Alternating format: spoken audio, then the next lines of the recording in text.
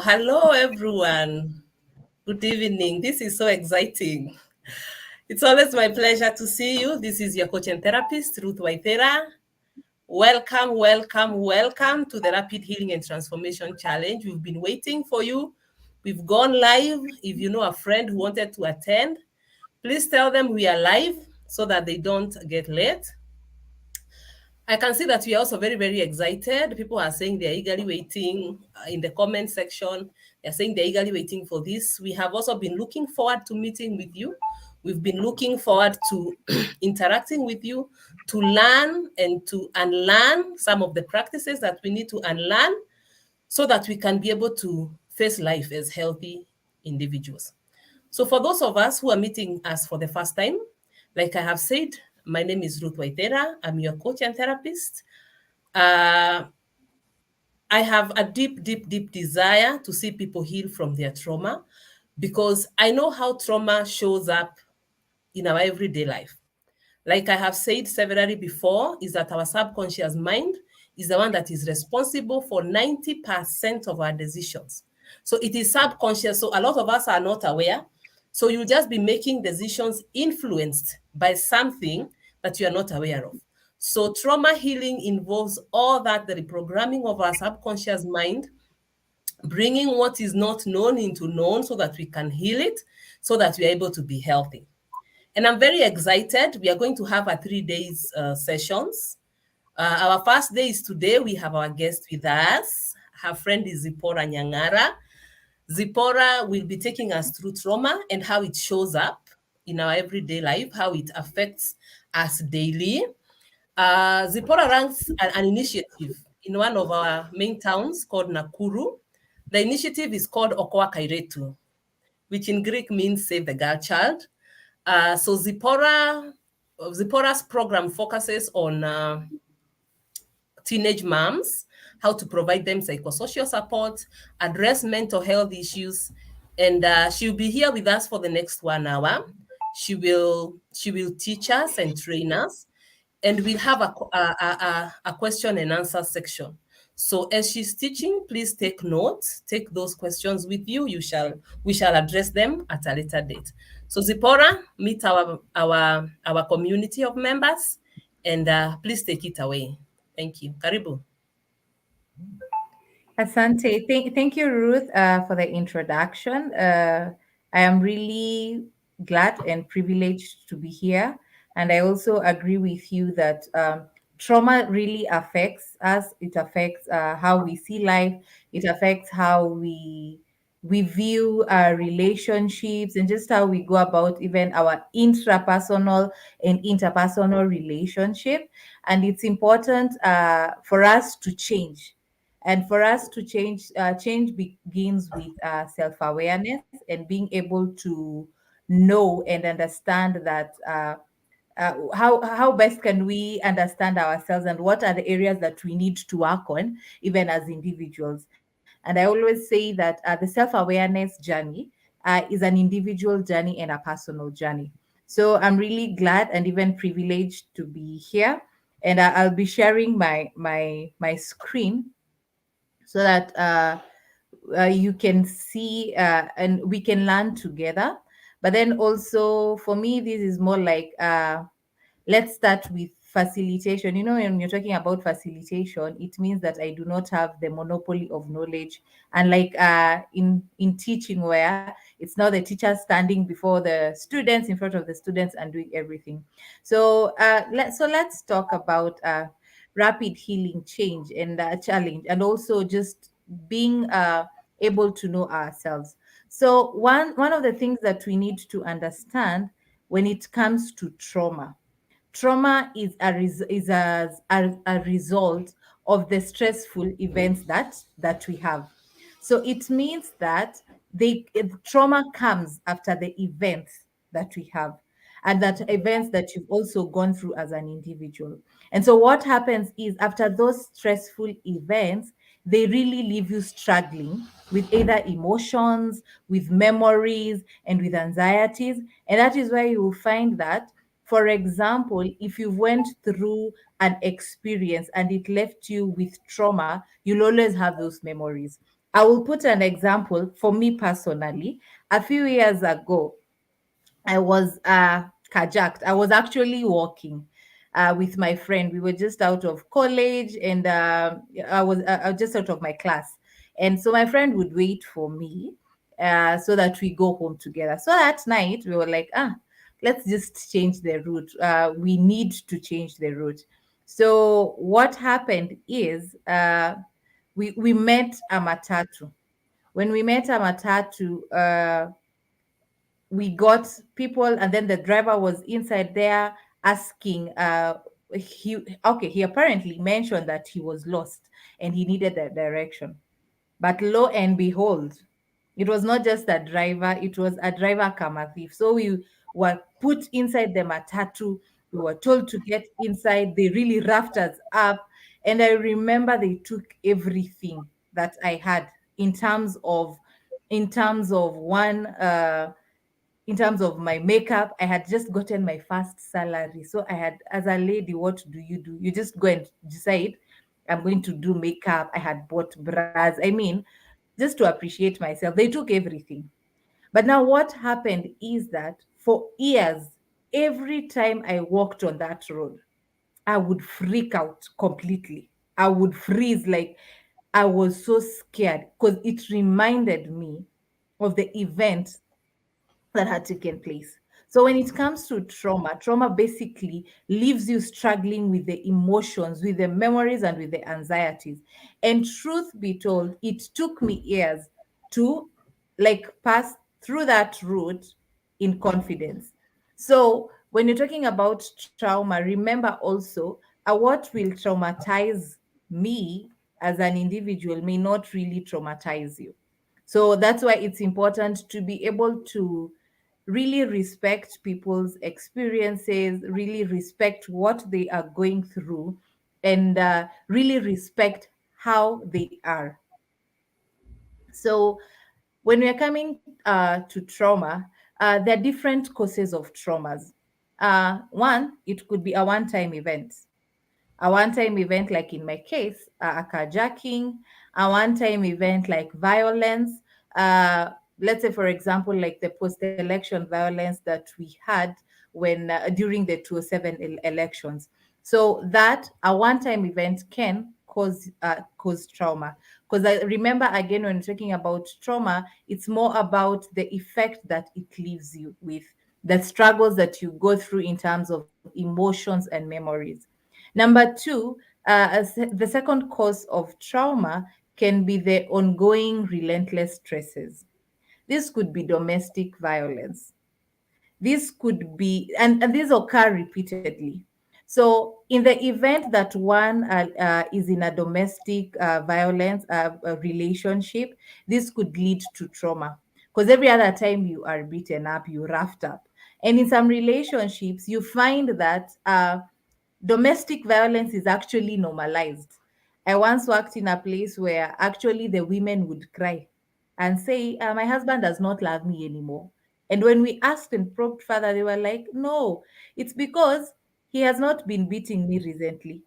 Probing further was like, no, it's because for us, a sign of love is being beaten at least once a month, once a week, so that we know that uh, the husband is in control.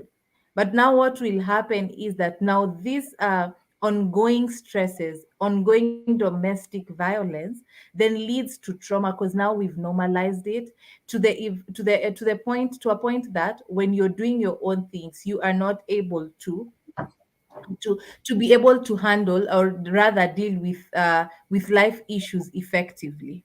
Then another cause of trauma could be the commonly overlooked causes. So this could be like sudden death, could be like breakup. By the way, breakups, it's just that we say that breakups and do not give us trauma, but truth is they actually give us traumas, a lot of traumas from the experiences. Because also it depends with how you left the relationship or how you were left in the relationship, because options are there.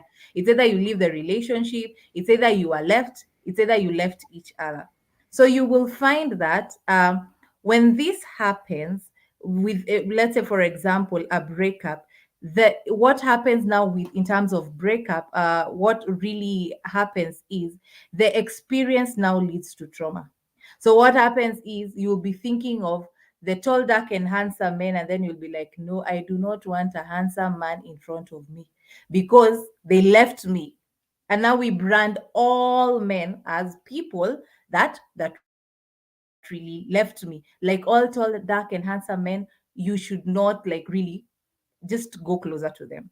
Something else that most of the times we overlook are our childhood experiences. I know we live in African homes for most of us, and in our African homes, we were in most of the homes, that is, children were just to be seen and not to be heard. We lived in some homes where when the parent came in and just coughed, children knew that it was time to either sleep or leave. We lived in homes where like being corrected seemed like a punishment. It seemed like our parents would now decide that now when they come to us, now this one is war. I am dealing with you the way I would deal with a thief. The way we were punished and corrected seemed like we were supposed to we were in prisons or something of the sort. So now what happens is that these childhood traumas, or the childhood experiences, lead to traumas. We had parents who were absent parents, and we could never question them, because you're not supposed to ask your parent where you have been. You're not supposed to tell your parent how you need them closer to you, because the question that will come in would be, so do you want me to sit here, and then after sitting here, so what are you going to eat? For those that are Kenyans, we would be asked, unataka uende uchune pesa wapi? Like, where are you going to harvest the money? So nikae chini as I wait for you. So do I sit down so that you can come together, so that we can come together and enjoy? So really, what happened in these cases is that the childhood experiences really affected us and left some traumas in our lives that some of us are actually dealing with even to date. You find adults at their 40 years, but it's the child in them that is crying for help. But because they were not able to cry for help at that time, when you are a child, you do not have the power to say that, I need you to listen to me, because it was not allowed. And then you will find that we had some adverse childhood experiences. The adverse childhood experiences came in terms of our parents being abusive. Are you going through sexual violence in terms of defilement, in terms of sexual assault, sexual harassment? So, all these events have led you to trauma, have led to you being traumatized as an individual. So it's important to note, in the event that you're going through a trauma, is it because of a one time event? Is it because of things that are ongoing? Are you in and out being affected by domestic violence? Are you in and out being affected repeatedly by childhood negligence? And then the commonly overlooked causes like the breakup. So it's important that you identify if you are going through trauma, or if you have trauma, how did this trauma then come about? So I know, coming from also, I'll go back to our homes, because something that I've realized as a psychologist is that as much as we try and pretend that no, these things happened in the past. I mean, nothing can really actually happen. I mean, this is something that happened 20 years ago. But now, what happens is when we've gone through so many experiences, stressful experiences, extreme stressful experiences, is that the body keeps the score. Actually, there is a book that is called The Body Keeps the Score that I would really uh, encourage all of us to read, because now you'll be able to understand really how the body keeps the score, and how you need to really work on the trauma, and how then you can transform your relationship. So what happens is, when you go through an experience that leads to trauma, your body keeps reliving it.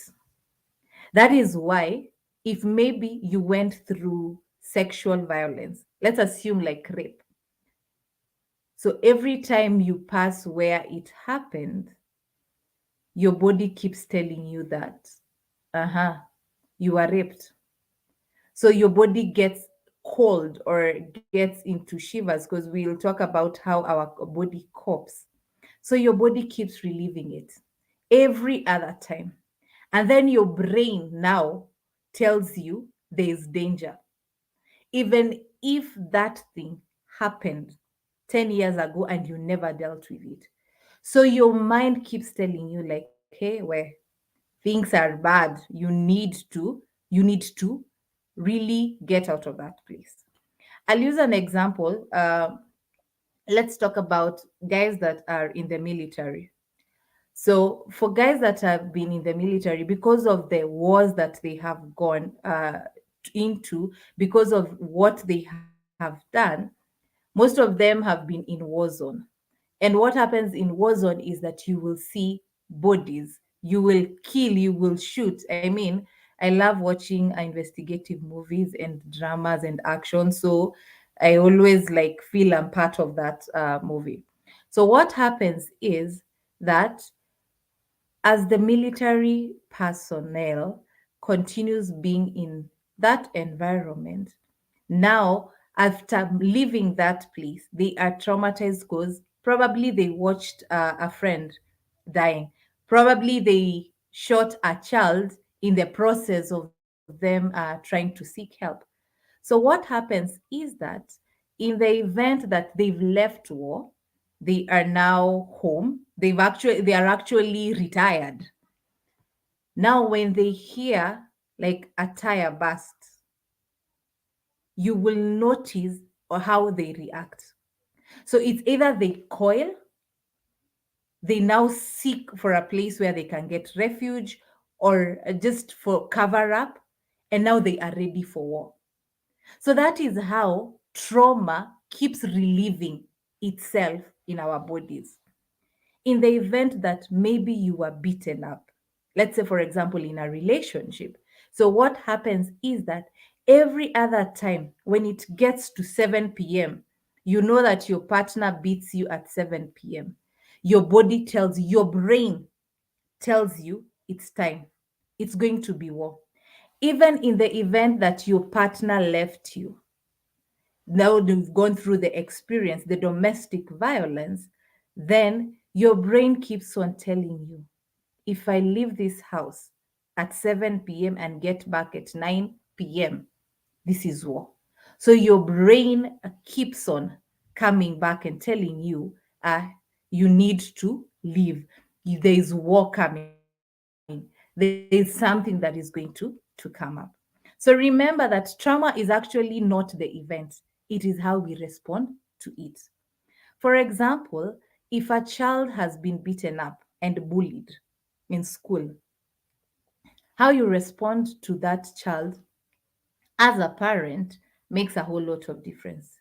You can tell the child, I am sorry for what you've gone through. We will try to figure out uh, how we are going to deal with this. We will see how to really work it out. We'll go to school, go talk to the teacher. That child will feel relieved. Yes, the experience was bad, but how the response has been is totally different. On this other side, you meet this child, your child has been beaten up, and you, as the parent, you're like, why? Why did you allow yourself to go through this? I mean, and especially this happens to men and to boys. Why are you crying as a girl? Why are you crying? I mean, boys should have strength. Boys should do this and this. Boys should fight for their rights. you should actually, I mean, and so what happens is you even beat the child because they were bullied. So what happens to this child is that every time they go through a bullying, it's either they will coil back or they will decide this one now is war. So, how we respond to this is now what makes a difference. How we respond to trauma is actually to the event is what leads us to either being extremely traumatized or now having effective ways to dealing with it. Then something happens to us, but it changes our brains. That is why earlier on I mentioned that if you went through an event, what happens is that now your mind starts communicating to you and telling you that this one is war. Yes, it happened a few years back, but still your brain keeps processing the event that happened. And of course, because of what we have gone through, it's either we cope through different mechanism. Because now, when we go through a very stressful event, what happens is that now your body mobilizes itself to fight. Your body knows that every other time for me it is fight. So you will find that for some, they flight. It's flight for them. They go away, they run away from the trouble because that's how they want to cope. Because they feel like if I go to this place, then there will be more trouble. I'll not be able to be effective. Then there are people who fight.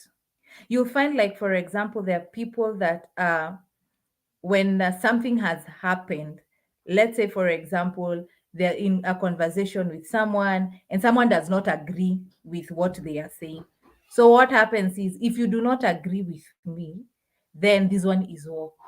And out of a really simple and probably even a silly thing, you find people now fighting. Because that's how the coping mechanism is. That's how they are coping with the fear or with the trauma as a result of the events that took place. And then there are people who just freeze. They're just there, not moving, not doing anything, just frozen. And so they will wait for you to do what you want to do with them. And after that, they will be like, okay, we are done. And that's it. So even probably you can share on the comments and just share how you're coping, how you cope through trauma. Is it flight? Is it fight? And is it freeze? And I can see Eunice, she's watching from Lebanon. Nelly Oluoch is saying much needed conversations in these times, and you're glad to be here. So, yes, we really need to talk about trauma because we need to talk about self awareness. Because self awareness, understanding how the events and how we were traumatized, is really part of self awareness. Sarah Blessed is saying that she's part to be, and she's happy to be part of the process and be present. So I'm also glad that you're here today. So you can also, Josephine is saying fight. Josephine Caruino is saying for her it is fighting. Hey, let me just say for me, I cannot fight. I cannot fight to save myself. But if you want us to fight verbally, the Kisi in me now decides because I am part Kisi. The Kisi in me now can decide, yes, I will use the words and the voice because I cannot fight physically. But I will tell you, yes, verbally, I will fight you. So, thank you, Josephine, for sharing. Candid conversations with Caroline and Chris saying amazing conversation. So then, now that we know that experiences can affect us, now that we know that we all, not all, but most of us, especially from where we come from, have gone through events that have led to trauma, then it's important to understand then how does trauma if affect us in our present and even in our relationships. So, yes, I'm loving. Sarah Blessed says, for me, freezing and it has really affected my health. Martha says, silence is my weapon. Jane, I go silent. Selena Kioko, I keep to myself. I freeze and draw myself in. And I can see a lot of us go silent. And I'll tell you one thing. Some of us go silent because of our childhood experiences. One, we go silent because we were told, mbona unaongea? Why are you talking? That's what our parents would tell us. Unaniambia nini? What are you trying to tell me? Like, so just to disregard you as an individual or as a young person, that you're just a little tiny girl and you're not able to, you cannot talk. I mean, why do you want to talk? It is not your responsibility to talk. And so what happens is that even in our adulthood, we go silent because of what we have gone through. Even in our adulthood, we cannot have the conversation that you are hurting me. And especially in relationships. And I see a lot of participants today are women. This one also happens in our relationship. That is why in our relationships, what happens is if someone has wronged you, what happens to most of us is we go silent, we keep to ourselves. Like, I mean, it's okay. I will pray about it silently. I will seek the Lord. I will fast. I mean that because actually we've also spiritualized everything. But now what happens is that most of us, when we are going through issues or when we are going through a conflict or when it is in terms of our relationship, we go back to that child in us because we all have a child in us. We go back to the child in us, and the child in us coils back. The child in us is silent because we were told that we were not supposed to speak. And every time we spoke, we were shut down. Or something just happened and we were told, you are not worthy of speaking. So, but something that I learned from my fellow psychologist who will also be here tomorrow is that when as an adult you have to remind yourself that yes, that child in you goes back, that child in you goes back to coiling because you did not have a voice to speak, because you could not share out your experiences, and that is okay. But now as an adult, as much as that child in you, or now you want to coil back and now say that I cannot talk about it, remember the power that you hold. That as an adult, you can speak your mind and tell yourself that no, I do not like how you treat me. I do not like how you speak to me like a child and demean me. Because, yes, there is that child inside you that was wounded, that did not have the power to speak, that did not have the voice to speak. But then what happens is that you are now an adult. So you have the power in you. You have the skills to tell them, I do not like how you communicate to me. You have the power to tell them, if you cannot change how you communicate to me, then I prefer you go, cool off, then come back and talk to me as an individual so that we work to ensure that we are not silent. Someone mentioned about them freezing and them affecting their health. Of course, it does, because you never and numbing is one of the ways that we will talk about that affects our relationship and even our present, is because you are not able to talk about the emotions that you're going through. You're not able to talk about what you are feeling as an individual. And so when that happens, of course, there's the issue of stress, there's the issue of depression, there's the issues of ulcers because of your health and things like that. So it is important that you are able to call out the child in you and tell that child, yes, things happened. I did not have the power then, but now I am able to speak and talk about what I feel.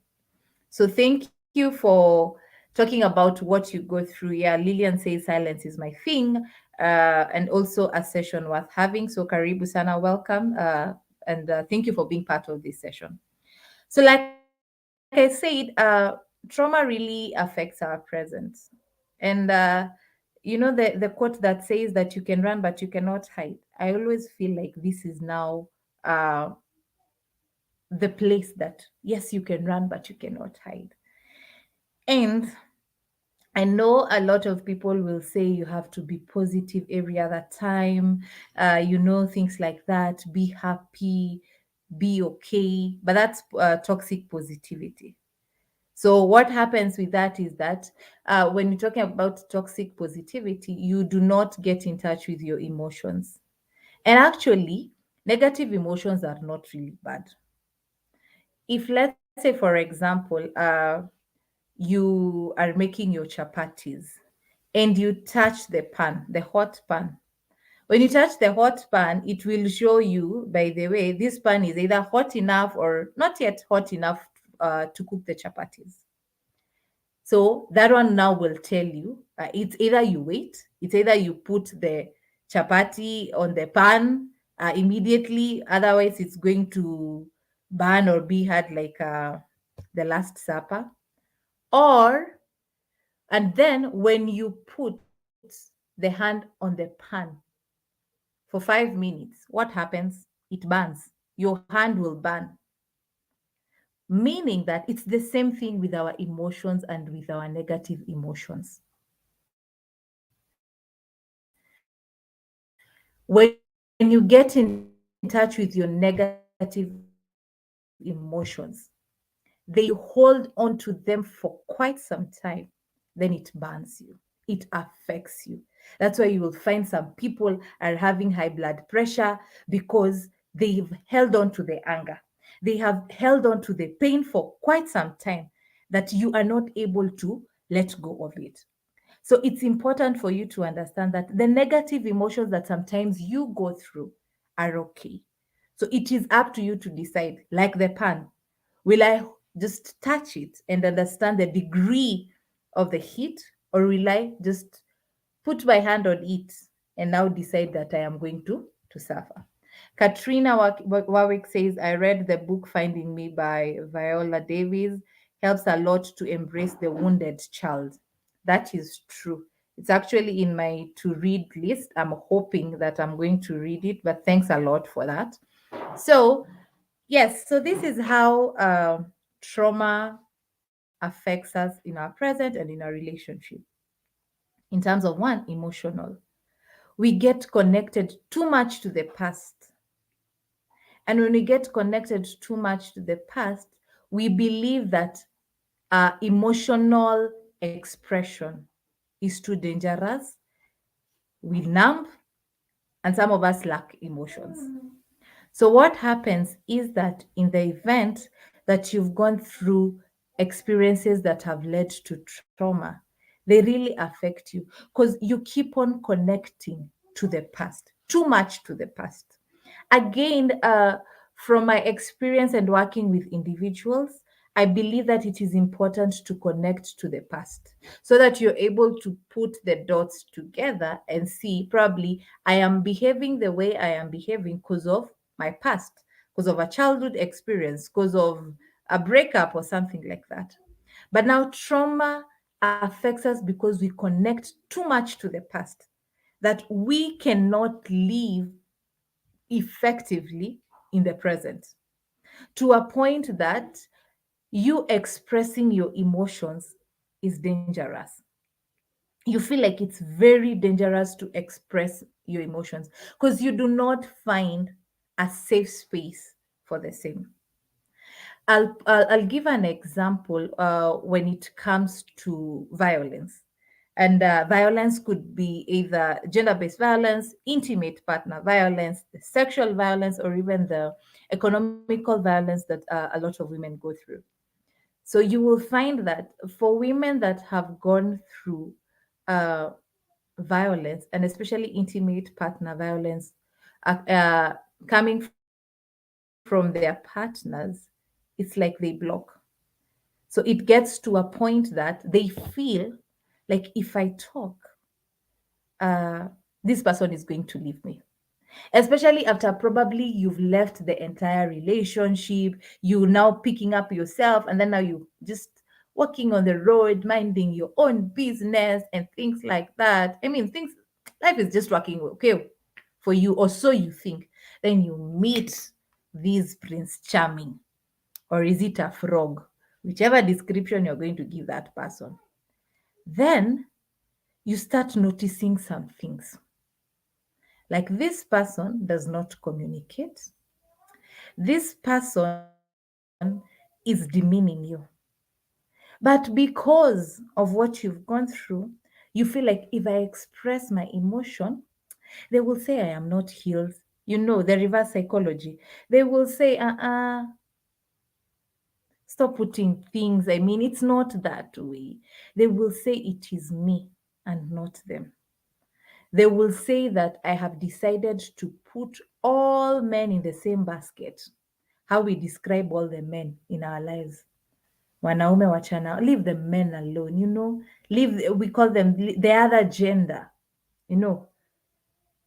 As they call us daughters of Jezebel, we call them the other gender. So what happens in this case is that you become too afraid to talk about your emotions and even express your emotions. And now you feel stuck. Remember how we talked about coping? So when it comes to you expressing your emotion, cause you are afraid and you feel it's too dangerous, you decide, I will flee. I am going to take a flight. ASAP. Is this man providing rent? That's okay. I mean, that's fine, because we were told as long as a man is providing rent, the basic things, these are things are non-issues. And that is why even in most African setups, when a woman is married, what happens? They're given a bed to show that, as an indication that now that you have this bed, you cannot come back home, because it means like it's a symbol that you do not have a bed at your mom's place. So in this case, you find so many women, and especially I've noticed it with so many women, because of what they have gone through. They're like, mm-mm, it is okay. I will not talk about it. So what happens? They go silent. They go silent. Every time there is chaos, they go silent completely because they can't talk about it. So that's the first thing, and how it affects. And actually, what happens is because of the traumas that we've gone through, is that they also affect us, not just in the intimate relationship, but then also in all forms of relationships, in all forms of friendships that you have. You find that you're in this kind of friendship where if something is happening, you cannot talk, because if I talk, I will remain by myself. I will not have friends. And then the community will say that I am not good at having friends. But this friendship, the friendship is actually toxic. And you are not able to really be effective. So the second thing that happens is emotional dysregulation. Emotional dysregulation is what happens when we have difficulty in regulating emotions. So it could be difficulties in regulating emotions such as anger. You find someone, they are always angry. Every other time, they are very, like, extremely angry. That's now the cat analogy. You get angry at your children, at your cat, at your husband, at everything, then you go beating them because you are not able to control your anger. And what happens is that when you're not able to control your anger, you can't actually even exist or coexist with individuals effectively. Because remember, this is how now trauma has led you. to be. This is how you are. Uh, this is how you are actually now, like your coping mechanism. So for you, when you are also having a difficulty in regulating emotions, it also kind of blocks people from engaging with you. And most of the times you will find, especially when it comes to anger and these negative emotions that we have, bitterness, sadness, you find that for most people, actually, it is a cry for help. It's a cry for help. Basically, that's what they are saying. So, anger actually, what happens is that you now, it's a defense mechanism in terms of now you know that when you are angry and when people see you as an angered individual, they do not come close to you. So what happens is that you will not they will not reach to you. And now because of that, it now gives you a kind of what you would call, quote unquote, a safe landing, where people cannot really reach to you and even to the core of your emotions. And you will find that even when it comes to relationships, you are dating someone, but this person is always angry. You wonder what is happening. They are not able to control their emotions. And remember, like I had said, emotions are actually the negative emotions are actually indicators of probably areas that you need to work on. And then there's the numbing. The numbing comes when you emotions are detached from behaviors, thoughts, and memories. That's how you find some people will be like, no, I don't feel anything. I am okay. Even when they have found their husbands cheating, I am okay. It's okay. I mean, what do you want? So it's important to note that when you numb, I know there are people who have spoken and have said that, apana, no, it's okay, I am numbing. It could be it could work when it comes to temporary, but it's not an effective way of dealing with trauma or dealing with issues that you're going through. So you find that people numb and say that they are strong. At me, I do not feel anything. And I have seen a comment on someone saying, "Is this where alpha is born when one stops showing emotion?" Actually, what happens is that when you numb, you are detaching yourself from the behaviors, from the thoughts and memories. You actually feel nothing. That's why you find that someone you've been beaten up like properly. Someone has abused you, and then you're just okay. Me, I'm okay. I mean, I don't feel anything. And with that, now we start now calling ourselves alpha female, alpha male. I am okay. You know me, I am strong. I can deal with anything that comes along in my life. But truth is, you're just numbing because you don't want to get in touch with the feelings. You don't want to get in touch with those emotions that you need to get in touch with. You've just decided to numb and say, for me, I am dealing with myself the way it comes. And with that now, it really affects you because when you numb, you are actually it even gets hard for someone to really love you back, or yeah, or just love you. Because you'll be like, huh? You're loving me. You love me. How? Why? I don't feel anything. So you find that you also get strained in the relationships because someone is trying to express themselves, someone is trying to express their emotions, but you're just there doing nothing, feeling nothing, because you know that in the event that you allow yourself just to feel something, then you are done for. So it's important to understand that these are some of the effects that you go through when it comes to trauma. Then there is what we call emotional reactivity and anxiety. So there are people who are considered as highly sensitive people. So So what happens is that when it comes to trauma, there's the adverse effect, emotional reactivity and anxiety.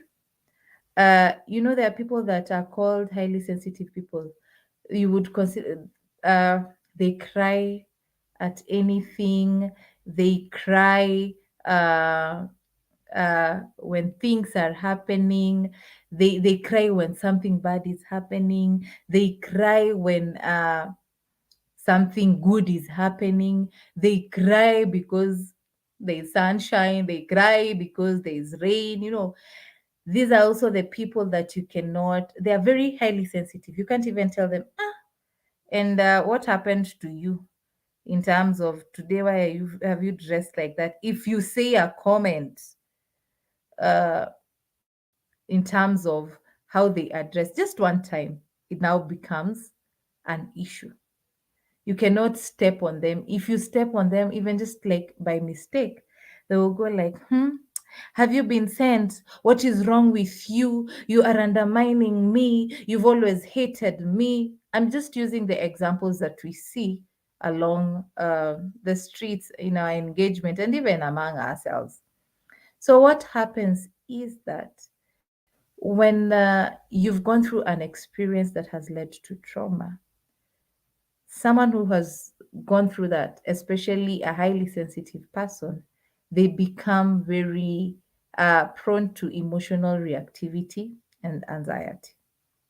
So, what happens is that even at this point, you'll find that some of them, anything, they always feel like the world is against them. They are anxious in terms of, so what will happen?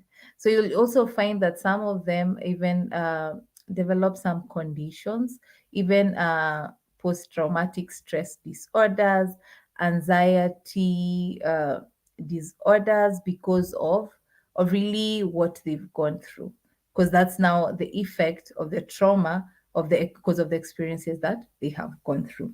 So it's important to notice that.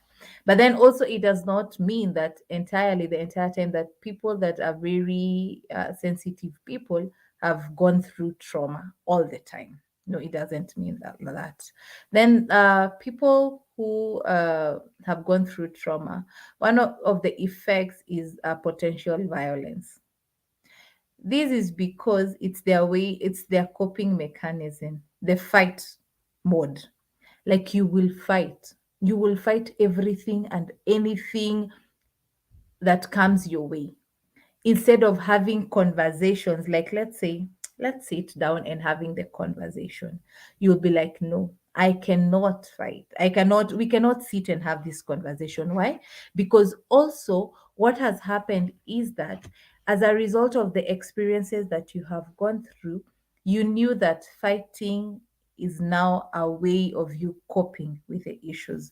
You knew that now dealing with the issues that for you to come out stronger, or for you to feel that you are needed, for you to feel okay and to be in power, then there's the potential of having violence.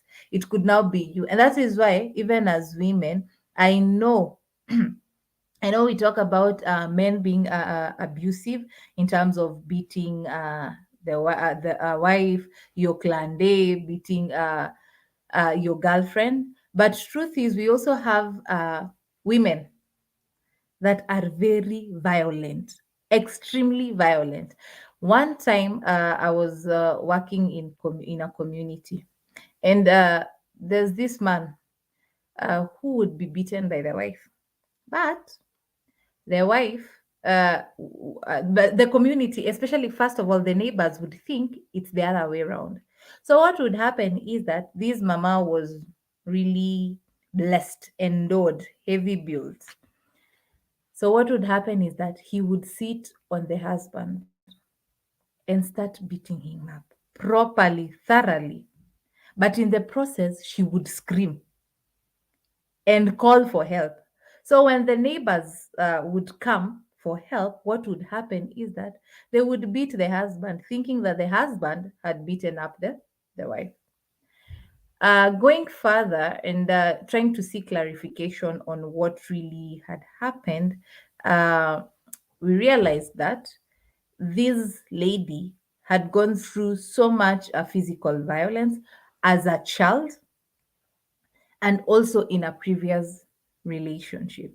So, what would happen is that in the event the husband would threaten that I will deal with you, she would now decide, no, before you deal with me, I will have dealt with you. So that was how he would deal with the violence. And something that we need to know is that there's what we call transgenerational trauma.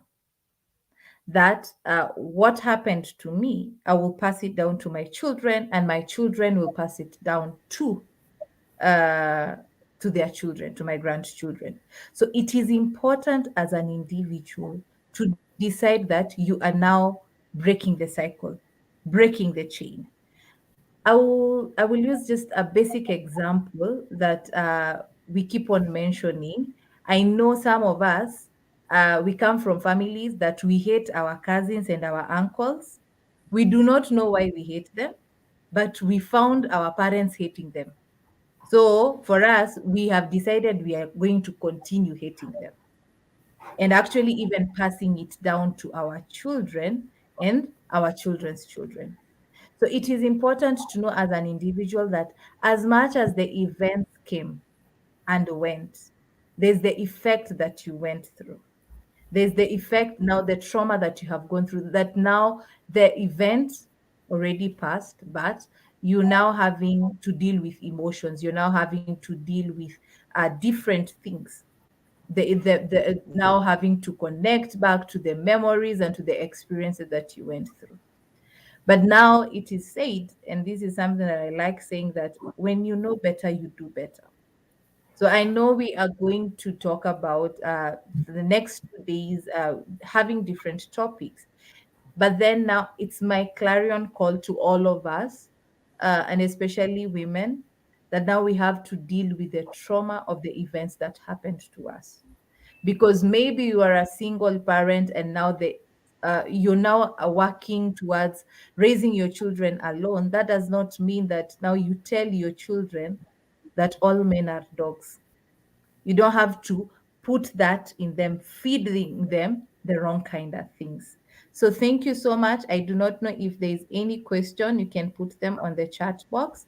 Uh, so you can also reach out to me. These are my contact details on Facebook, Twitter, Gmail, and actually my number. So Ruth, Carol, I karibu can see a sana. question. Okay. There's someone who is asking, can you automatically get numb without your awareness? That is a question from Jane Wambui. Whether you Thank can you, numb. Jane, for that question. Mhm. So I would say it's a yes and no. Yes, in terms of probably through how you've been told how to deal with your issues, then you were told just numb. Don't talk about that, you know. So that is something that you have learned. The other bit is that, yes, with time you can know, like let's say, for example, in relationships, when someone tells you, like, and you've changed, these days you're distant, is because now you are intentional in it, in terms of, I don't want to deal with this. I have dealt with the same issues over and over again. I do not feel like I want to talk about that again, because probably you're not seeing the fruits of your conversations. So what happens is that you intentionally just decide to numb and probably focus on other things. That's why you'll find some people, especially in relationships, it's you and your partner have been arguing, have been having issues, and then you've tried talking about the issues. If maybe it's abuse, so this person has been abusing you every time, every day, then you decide. So the normal way as an African woman, why are you doing that? Nini, nini, nini, nini, nini. Such kind of things. So you've been like raising your voice, but there are no fruits. Then you decide, you know what? This one is a grown up. I am also a grown up. I mean, so I will just decide you be doing your things. When you decide to turn around, I'll be okay. But then now what happens with this is that as much as someone would make progress, you will not notice that. In terms of numbing, now you decide I am going to numb to this point with this individual. But then after this, I will probably work on myself. Because what I have seen is that there are individuals, women who have decided when it comes to abusive relationships or just relationships generally, what happens is that they numb, but then they decide to work on themselves. So they will either do a course, they will start traveling. Then now you start changing. Then the man goes like, and you've changed these days. So what is happening? So it's possible to either way. If you've learned that as a person, you can either numb or you can decide to work on yourself. Well, looks like Zippy has developed some issue. But I think I can add into it and say it can also be like an automatic response that you have learned to avoid overwhelm of emotions. So if you're going through a lot and you don't know how to deal with it, your body responds by numbing to avoid getting overwhelmed. Because if maybe you allowed those emotions to run through, they would overwhelm you and your system feels maybe the system would just shut down. So numbing can be automatic. It can be something that you have learned maybe to cope. You don't know how to process difficult emotions. So you automatically go to numbing. So I don't know whether we have other questions that we can respond in the few minutes remaining. Please post a question. I may not be able to go through all these comments, and looks like Zippy has experienced some issues. I loved the coping mechanisms. For mine is freeze, and for me, freeze happens in the brain. If I find myself experiencing a challenging situation that requires me to act, I find myself freezing. My brain just shuts. I'm not able to think through. I can't come through with points. So for me, it's freezing. I'm not a fighter. I would never be able to fight physical or by words. So I keep quiet, and my brain also numbs. It just freezes, and I am not able to think. So Zippy, I had asked them to put in some few more questions to see whether we are able to respond to them. Somebody is asking, how do you heal from emotional numbing?